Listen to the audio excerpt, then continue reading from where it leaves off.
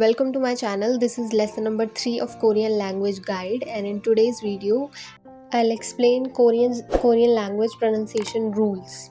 We can say that there are certain pronunciation rules or points that we need to learn before we start reading Hangul or the Korean language. तो ये वो 7 rules हैं जो कि मैं अभी video में डिस्कस करूँगी आगे. इसमें आते हैं carry over rule, nasalisation, aspiration, palatalisation, liquidation, tensification and भाचिम. तो ये मैं अभी आगे एक्सप्लेन करूँगी कि इन रूल्स को कब कब यूज़ किया जाता है और ये एग्जैक्टली होते क्या है. तो वीडियो बिल्कुल स्किप मत करना. तो सबसे पहले वाला रूल है हमारा कैरी ओवर और स्लाइड अप रूल. उसे अंडरस्टैंड करने के लिए सबसे पहले भाचिम क्या होता है वो अंडरस्टैंड करना पड़ेगा. तो भाचिम it's a consonant that is placed at the bottom position of a word और सिलेबल. फॉर एग्जांपल भाग. तो मतलब ये कॉन्सोनेंट, अगर कोई कॉन्सोनेंट किसी वर्ड या सिलेबल की एंडिंग सबसे बॉटम पोजीशन में आएगा तो वो भाचिम होगा. जैसे भाप में जो कि एग्जांपल दे रखा है उसमें भी अब जो है वो आ रहा है बॉटम पोजीशन में, तो वो भाचिम हुआ. तो ये याद करना बहुत ज़रूरी है भाचिम क्या है, बिकॉज अगर इसे समझ लिया तो आगे जो रूल्स हैं वो इजीली समझ आ जाएंगे. अब आ जाते हैं अपने कैरी ओवर और स्लाइड अप रूल पर. तो उसके 2 पॉइंट्स हैं. First point is if there is a single consonant in भाचिम followed by vowel pair then the sound of the consonant carried over और slide up and combined with the vowel and pronounced independently. इसका मतलब है कि अगर एक single consonant भाचिम में आ रहा है यानी कि बॉटम पोजीशन में आ रहा है, उसके बाद the consonant is followed by a vowel pair, यानी कि भाचिम में आने के बाद उसका जो नेक्स्ट पोजीशन पे है वो एक वॉवल है. तो जो वॉवल का साउंड होगा वो उससे पहले वाले भाचिम में आ रहे कॉन्सोनेंट के साथ वो कंबाइन हो जाएगा, यानी कि जो वॉवल है वो इंडिपेंडेंटली साउंड नहीं करेगा. इसको एग्जाम्पल्स के थ्रू समझते हैं. फर्स्ट एग्जाम्पल इज़ आपे. तो आपे में आप देखोगे कि बॉटम पोजीशन पे यानी कि भाचिम में एक कॉन्सोनेंट आ रहा है और उसी से नेक्स्ट पोजीशन पे हमारा एक वॉवल है. तो ऐसे प्रोनाउंस नहीं होगा कि आप ए, वो इंडिपेंडेंटली नहीं होगा. उसको फ जो है वो मिक्स हो जाएगा उसके साथ, वॉवल के साथ जाके वो हो जाएगा प्रोनाउंस करते टाइम आपे, आपे. तो ये जो मैंने ब्रैकेट में लिखे हैं ये ऐसे लिखे नहीं जाएंगे. करेक्ट लिखने का तरीका वही है जो ब्रैकेट के बाहर है, बट प्रोनाउंस जो होंगे वो ब्रैकेट वालों की तरह ही होंगे. आपे एक साथ होगा. जैसे दूसरे में है मोम ई. तो ये मोम ई करके नहीं होगा, ये मोमी प्रोनाउंस होगा. क्यों? क्योंकि रूल लग रहा है कि अगर भाचिम में कॉन्सोनेंट आ रहा है तो वो कंबाइन हो जाएगा वॉवल के साथ जाके, तो उसका साउंड ले लिया उसने तो वो मोमी बन गया. वो एक साथ आएगा, उसमें कोई बीच में गैप नहीं आएगा बोलते टाइम. ऐसे ही बाकी भी है इसमें छेगी और बाकी जितने भी सारे जो भी एग्जाम्पल्स दे रखे हैं. अब इसका जो सेकंड रूल है उस पर हम आते हैं. सो सेकंड रूल कहता है कि if there is a double consonant in भाचिम followed by vowel pair then the second consonant of the double भाचिम कैरीड ओवर और slide up and combined with the vowel and pronounced independently, but the remaining first consonant is sound as per the rule of general consonants rule in भाचिम. अब इसका मतलब ये है कि अगर double consonant भाचिम में आ रहे हैं यानी कि एक से ज़्यादा कॉन्सोनेंट भाचिम में आ रहा है तो क्या होगा कि जो सेकंड पोजीशन पे भाचिम में जो सेकंड कॉन्सोनेंट है दूसरा जो है वो साइड में वॉवल के साथ जाके उसका साउंड आ जाएगा. तो ज़रूरी नहीं कि अगर दो हैं वॉवल्स कॉन्सोनेंट्स भाचिम में तो दोनों ही जाके उसके साथ लगेंगे, नहीं. सिर्फ एक कॉन्सोनेंट जाएगा वॉवल के साथ और वो कॉन्सोनेंट कौन सा होगा जो सेकंड पोजीशन पे होगा. जैसे एग्जाम्पल्स में हमारे हैं अंजायो. तो इसमें देखो आ के बाद 2 हमारे कॉन्सोनेंट आ रहे हैं, नियन और छियत.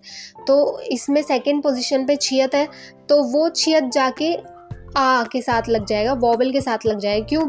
बिकॉज वो सेकंड पोजीशन पे आ रहा है. और फर्स्ट कैरी ओवर रूल के अकॉर्डिंग अगर भाचिम होगा वॉवल से पहले तो उसके साथ जाके उसका साउंड लगेगा. तो सेकंड पोजीशन वाला उसके साथ प्रोनाउंस होगा, किसके साथ? वॉवल के साथ जो उसके साइड पे है. तो अंजायो, अंजायो ऐसे प्रोनाउंस हुआ.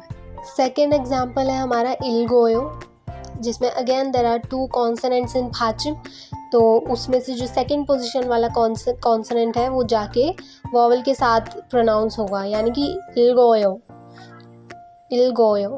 थर्ड में भी भाखे अब भागे में ये है कि डबल कॉन्सोनेंट हो तो क्या ऐसे होगा कि मतलब कोई चेंज हो जाएगा, रूल अलग हो जाएगा?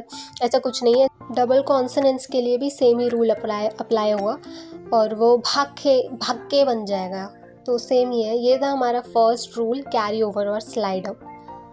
सेकेंड रूल पर आते हैं, नेजलाइजेशन। तो नेजलाइजेशन वाले रूल में क्या है कि इन Hangal the consonants nian, miyam and yang are considered as nasal sound, but yang has no sound on initial position. मतलब हंगल में जो कॉन्सोनेंट्स हमारे हैं नियन, मियम और यंग, वो नेजल साउंड माने जाते हैं, यानी कि नोज़ के थ्रू उनका साउंड आता है। बट यंग जो है, अगर वो इनिशियल पोजीशन में होगा, यानी कि सबसे पहली पोजीशन में होगा किसी भी वर्ड में या सिलेबल में, उसका कोई साउंड नहीं होता। बट अगर वही यंग अगर वो भाचिम में आ रहा है, यानी कि बॉटम पोजीशन में आ रहा है, तो उसका साउंड होता है। So if a non nasal sound follow these nasal sound then the pronunciation of both assimilate. मतलब अगर कोई नॉन नेजल साउंड, यानी कि इन तीनों के अलावा, नियन, मियम और यंग के अलावा कोई और साउंड आता है, उसके नेक्स्ट में ये आते हैं, यानी कि उन नॉन नेजल साउंड के बाद अगर ये फॉलो हो रहे हैं नियन, मियम और यंग, तो उसका साउंड, उन दोनों के साउंड एसिमिलेट हो जाते हैं, दोनों मिक्स हो जाते हैं वो साउंड। वो कैसे समझ आएगा? Let's see the following.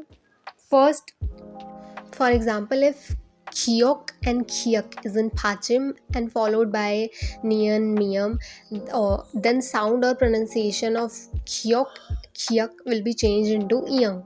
मतलब अगर खियोक और खियक पाचिम में आ रहे हैं, यानी कि बॉटम पोजीशन में आ रहे हैं, उसके बाद जो नेक्स्ट में उनका दे आर फॉलोड बाय नियन या फिर मियम, तो उन्हें प्रोनाउंस करते टाइम उनका जो साउंड है वो उनके ओरिजिनल साउंड की जगह यंग वाला साउंड आएगा। जैसे एग्जांपल्स में है हमारे खुंगमुल, तो खुंगमुल में वो लिखा तो ऐसे जा रहा है कि खुगमुल, अब ऐसा लगेगा कि वो तो ऐसे प्रोनाउंस होगा, बट नहीं, इसमें रूल लगेगा, क्योंकि खियोक से नेक्स्ट जो हमारा है, उस खियोक से फॉलोअप क्या हो रहा है? मियम हो रहा है। तो रूल लगने की वजह से क्या होगा कि वो खुंगमुल हो जाएगा, यानी कि खियोक का साउंड यंग में बदल जाएगा। ऐसे ही दूसरे में भी हंगुंगमाल, इसमें भी खियोक से फॉलोअप कर रहा है, क्या कर रहा है? मियम अगेन, तो उसमें भी चेंज होके वो खुंगमुल हो गया, यानी कि खियोक की जगह वो आ गया यंग का साउंड। और ये रूल सिर्फ तभी होगा जब नॉन नेज़ल साउंड के नेक्स्ट पोजीशन में बिल्कुल ये नेज़ल साउंड आ रहे हैं, नियन, मियम एंड यंग। सेकेंड और थर्ड पॉइंट भी देख लेते हैं नेज़लाइजेशन रूल का। तो सेकेंड पॉइंट में लिखा है कि इफ़ द कॉन्सोनेंट्स मैं इनका फुल नेम नहीं ले रही हूँ, मैं इनको शॉर्ट फॉर्म में बोल रही हूँ, थ, स, थ, छ, छ, ह इज इन पाचिम एंड फॉलोड बाय न, म, देन द साउंड और pronunciation of the above changes into न। इफ़ द मतलब इसका मतलब ये है कि अगर कॉन्सोनेंट्स थ, स, थ, छ, छ और ह पाचिम में है, यानी कि बॉटम पोजीशन में है, और उनसे नेक्स्ट बिल्कुल जो आ रहे हैं कॉन्सोनेंट्स वो नियन और मियम है, तो उन जितने भी कॉन्सोनेंट्स जो हैं, ये थिकत और शियोत, वो नियन के साउंड में, यानी कि न साउंड में चेंज हो जाएगा। इसको एग्जाम्पल देखते हैं। खन्नादा। अब इसमें देखो, अब जो भाचिम में क्या आ रहा है, इसमें थ आ रहा है, राइट, बट बिकॉज इसमें रूल लग रहा है कि अगर थ के साइड में बिल्कुल वो फॉलोअप कर रहा है किससे? नियन से, तो थ का साउंड न में बन जाएगा, इसलिए वो कितनादा नहीं है, वो किन्नादा है, किन्नादा। थ का साउंड न में चेंज हो गया। सिमिलरली भानन में भी अगेन धिकत से बिल्कुल नेक्स्ट कौन सा वाला आ रहा है? नियन, तो अगेन उसका भी साउंड, धिकत का साउंड हो गया हमारा न, सो भानन। इन्नन, तो ये हो गए बाकी। Third point, if the consonants फ is in Pachim and followed by n, m, then the sound or pronunciation of the फ changes into m। मतलब अगर ये दो कॉन्सोनेंट्स, कौन से भियप एंड फ, अगर ये पाचिम में है, बॉटम पोजीशन में है, और उनसे नेक्स्ट ये फॉलोअप हो रहे हैं किससे? नियन से या मियम से, तो इनका साउंड चेंज हो जाएगा म में, यानी कि मियम के साउंड में। जैसे एग्जाम्पल्स में है हमारे इमनिदा। अब ब से फॉलो अप कौन सा कर रहा है, न कर रहा है, तो रूल के अकॉर्डिंग अगर न या म आ रहा है भ या फ पे, तो वो म साउंड करेगा, तो इब्निदा नहीं होगा, इमनिदा होगा प्रोनाउंस करते टाइम।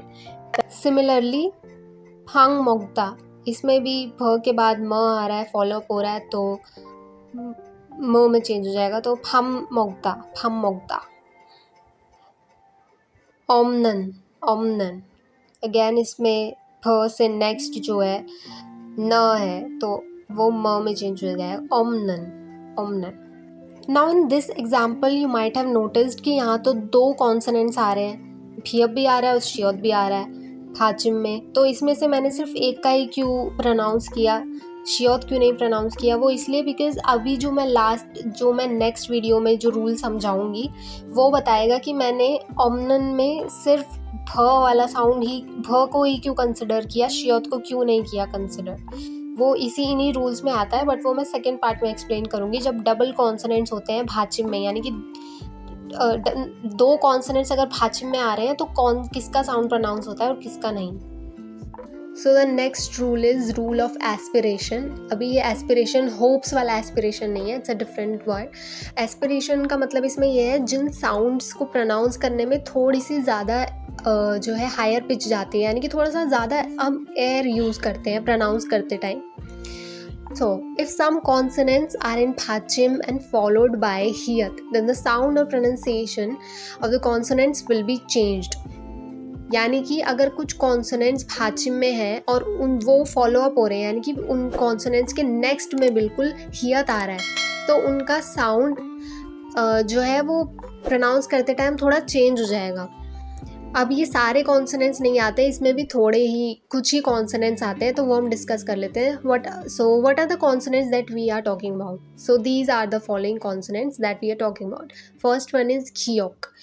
खियोक से बिल्कुल अगर नेक्स्ट में किसी वर्ड में अगर उससे नेक्स्ट पोजीशन में हियत आता है तो वो ख प्रोनाउंस होगा, ख, वो ख नहीं होगा, वो ख होगा, ख, यानी कि एयर थोड़ी ज़्यादा यूज़ होगी उसको प्रोनाउंस करते टाइम।